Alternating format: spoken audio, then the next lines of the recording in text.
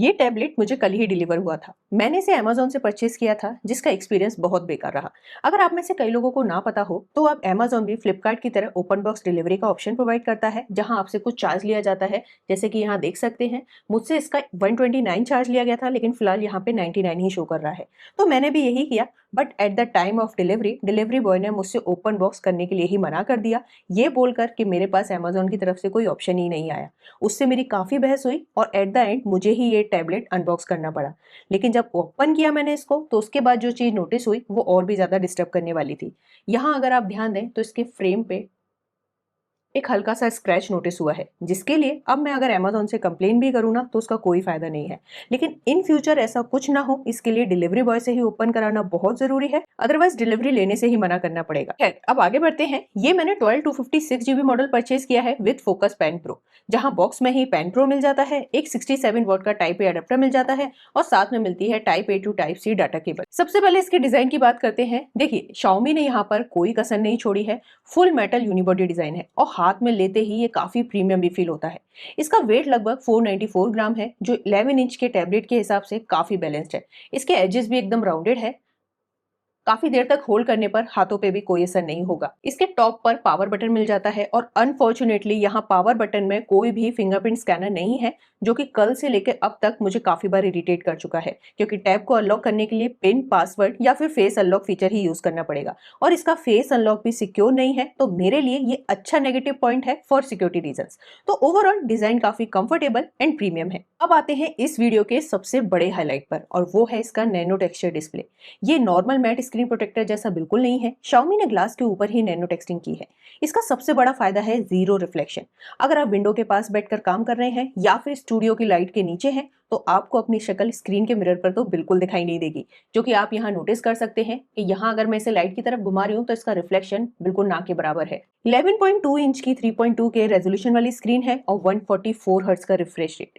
Colours काफी accurate हैं। हालांकि मैट फिनिश की वजह से ब्लैक लेवल थोड़े से सॉफ्ट लग सकते हैं कंपेयर टू नॉर्मल ग्लास, पर रीडिंग और स्केचिंग के लिए इससे बेहतर कुछ नहीं है। ये स्क्रीन आपकी आंखों पर स्ट्रेस बहुत कम डालती है। ये जो इसका नैनो टेक्सचर है ना, ये पैड 7 के कंपैरिजन में और भी ज्यादा इंक्रीज किया गया है और इसी वजह से इस पर वीडियो वॉच करने पर स्क्रीन एकदम ब्राइट नहीं लग रही है, थोड़ी ब्लैकिश नोटिस होती है। यूट्यूब पर यहाँ पर 4K HDR का सपोर्ट है, वहीं नेटफ्लिक्स पर भी HDR10 के साथ डॉल्बी विजन का भी सपोर्ट मिल जाता है। तो कंटेंट वॉचिंग इस नैनो टेक्सचर मॉडल पर काफी अमेजिंग रहने वाला है। इसके टॉप और बॉटम में मिलाकर यहाँ क्वाड स्पीकर्स का सपोर्ट मिल जाता है। जब मैंने यहाँ पर म्यूजिक सुना, तो OnePlus Pad 3 के कंपैरिजन में मुझे इसकी लाउडनेस थोड़ी कम नोटिस हुई। बाकी तो साउंड काफी क्लियर एंड क्रिस्प है। आप ये साउंड सुनकर थोड़ा आइडिया तो लगा ही सकते हैं।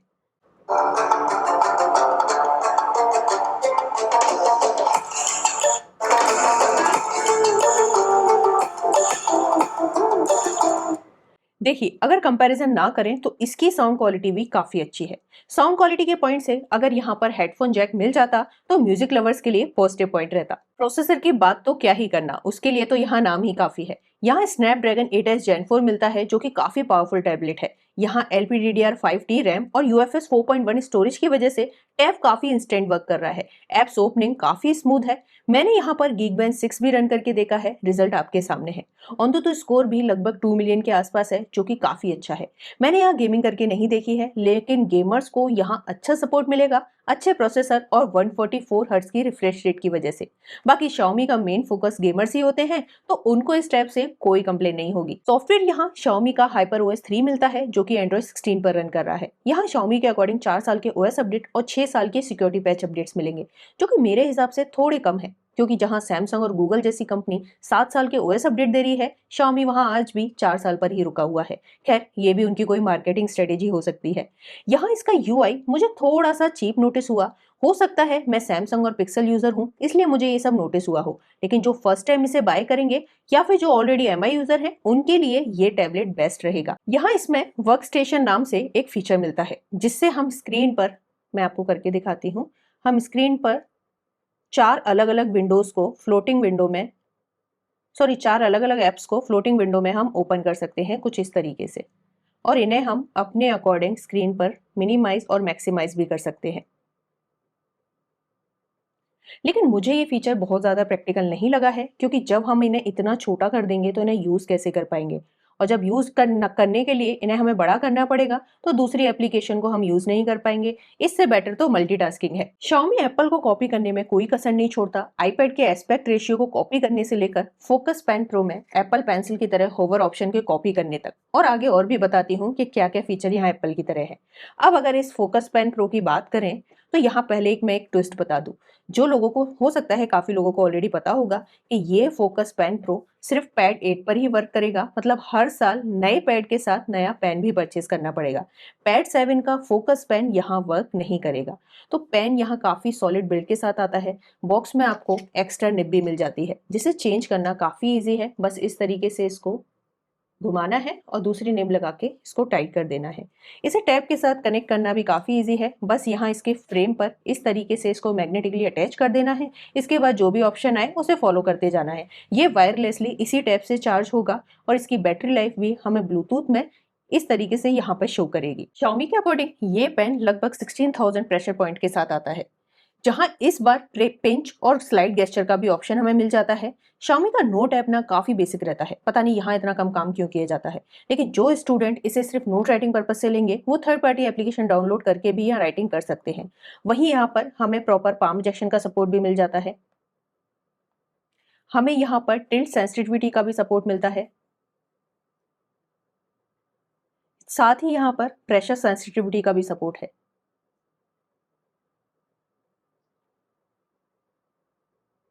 यहाँ पेन को प्रेस करने पर हमारे पास कुछ ऑप्शंस भी आ जाते हैं और इन्हें चाहें तो पेन की सेटिंग से भी हम चेंज कर सकते हैं कुछ इस तरीके से। जैसे कि यहाँ पर आप सेटिंग्स देख सकते हैं कि पिंच करने पर यहाँ पर जो हमारा पैनल ओपन हो रहा है उस पैनल को भी हम यहाँ से अपने अकॉर्डिंग जो एप्लीकेशन चाहते हैं पेन को प्रेस करने पर वो भी ऐड कर सकते हैं।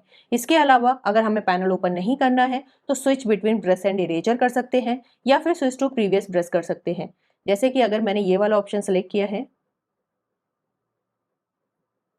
तो यहाँ आप देखेंगे मेरे प्रेस करने पर यहाँ पर कुछ टूल्स चेंज हो रहे हैं। तो यहाँ इसकी सेटिंग में जाकर हम ये भी कर सकते हैं। नोट ऐप में भी एआई फीचर्स मिल जाते हैं फॉर बेटर नोट राइटिंग, लेकिन यहाँ एमआई कैनवस में भी एक फीचर मिलता है जो बिल्कुल ही एप्पल की कॉपी है, जिससे किसी भी नॉर्मल स्केच को हम एआई की हेल्प से एक काफी अच्छी इमेज में कन्वर्ट कर सकते हैं। जिन लोगों को पता हो तो उन्होंने इस फीचर को आईपैड में भी नोटिस किया होगा। और फिर इसके चेंज के बाद हम इसे अपने नोट में ऐड कर सकते हैं। बाकी नोट राइटिंग की डिटेल में बात इसकी डिटेल रिव्यू वीडियो में करेंगे। ये यहाँ चेंज होने में काफी टाइम लगाता है लेकिन एक काफी अच्छा पिक्चर भी निकल के आता है। तो यहाँ आप देख सकते हैं मैंने जो एप्पल ड्रॉ किया था उसका इसने कितना सुंदर पिक्चर निकाल के दिया है। यहाँ इस स्लिम से टैबलेट में 9500 mAh की बैटरी कैपेसिटी मिलती है जो कि किसी भी स्टूडेंट और गेमर के लिए बहुत यूजफुल है। ये टैबलेट आराम से नॉर्मल यूज पर 1 से 1.5 दिन की बैटरी लाइफ दे देगा और हैवी यूज पर 8 से 9 घंटे की बैटरी लाइफ तो कोई बड़ी बात नहीं। कैमरा की बात करूं तो यहाँ बैक में 13 मेगापिक्सल और फ्रंट में 8 मेगापिक्सल का कैमरा सेटअप मिलता है। बैक कैमरा से यहाँ 4K 30 fps तक का वीडियो रिकॉर्ड कर सकते हैं। यहाँ हमें 1080p और 720 का भी ऑप्शन मिल जाता है। लेकिन बैक कैमरा का जो मेन यूज होता है वो होता है डॉक्यूमेंट स्कैनिंग का। वो यहाँ हम इजीली कर सकते हैं और यहाँ हमें फ्लैश लाइट भी मिलती है जो कि नाइट यूज में भी काफी यूजफुल रहेगा। तो इससे हम जो डॉक्यूमेंट स्कैनिंग करते हैं तो इसका डॉक्यूमेंट स्कैनिंग भी मुझे काफी पसंद आया। वहीं इसके फ्रंट कैमरा में हमें सिर्फ 1080p और 720 तक का ही ऑप्शन मिलता है, जिसकी क्वालिटी बहुत ज्यादा अच्छी तो नहीं है लेकिन हाँ हम काम चला सकते हैं। बाकी आपको ये वीडियो देखकर थोड़ा आइडिया तो लग ही जाएगा। अब अगर इसके नेगेटिव पॉइंट की बात करूं तो इस टैब में ना तो कोई फिंगरप्रिंट स्कैनर मिलता है और ना ही इसके स्टोरेज को हम एक्सपेंड कर सकते हैं क्योंकि यहाँ मेमोरी कार्ड का स्लॉट नहीं मिलता। वहीं अगर सिर्फ वाईफाई मॉडल ही आता है, यहाँ पर कोई भी 5G मॉडल का ऑप्शन नहीं है। अब ऐसे में इसे हमेशा ही वाईफाई से कनेक्ट करके ही चलाना पड़ेगा। वहीं इसका जो नोट ऐप है वो थोड़ा लिमिटेड है। ओवरऑल कंक्लूजन करूं तो ये टैब मुझे फोकस पेन प्रो के साथ 40,000 का मिला है। मैंने इसका फ्लिप कवर भी मंगाया है जो कि थर्सडे तक डिलीवर होगा। तो टोटल लगा के मुझे ये पूरा कॉम्बो 42,000 में पड़ा है। अब इस प्राइस पर मुझे OnePlus Pad 3 इससे बेटर डील लगती है क्योंकि वहाँ स्टाइलो 3 का एक्सपीरियंस भी इस फोकस पेन प्रो से काफी अच्छा है।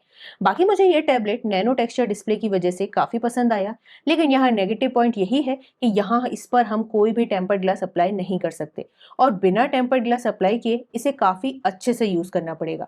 और अगर आपकी कोई भी क्वेरी है तो कमेंट में पूछ सकते हैं। वीडियो को लाइक और चैनल को सब्सक्राइब करना ना भूलें। Thank you and take care.